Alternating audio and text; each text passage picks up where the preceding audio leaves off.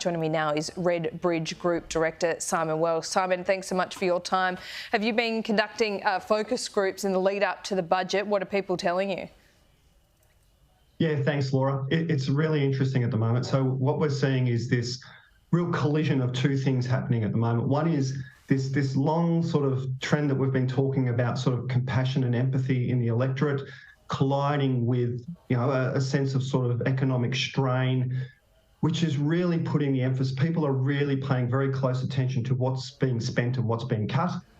And this is really starting now to create a problem for the Albanese government on their left flank. So what we're seeing is in those sort of inner city, particularly those Labor Green contest areas, what we're seeing is a real disenchantment around, the line I keep hearing is, well, you're not going to raise the rate, but how much are we spending on those submarines again? So there is this sort of mental calculus being done in the electorate, as I say, particularly in these Labor Greens sort of contest areas around the contrast between spending on subs but saying we can't afford to raise the rate, cutting the NDIS but we're spending money on stadiums or stage 3 tax cuts.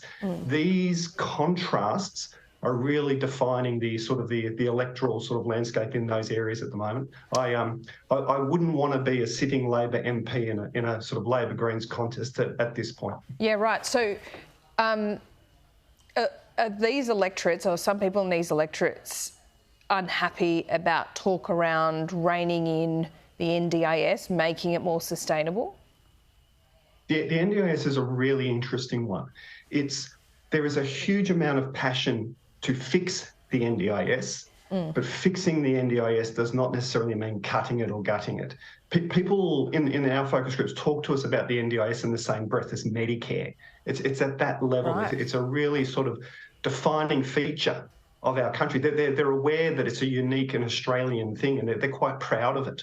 So cutting it for the sake of cutting it, if that's the message that comes through, is politically very dangerous. So, Simon, would you say the honeymoon is over?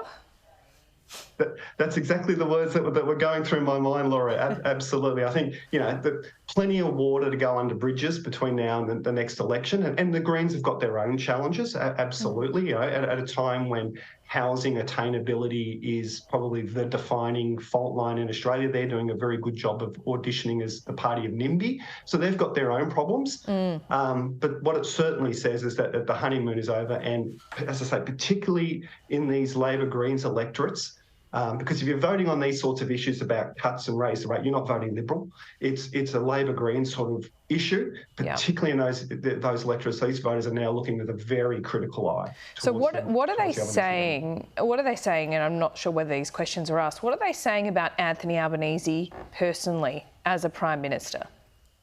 Very, very interesting question, Laura. So what we're getting is that origin story of Albo is in a sense sort of beginning to work against him a little bit. So what we're hearing is this guy should know better.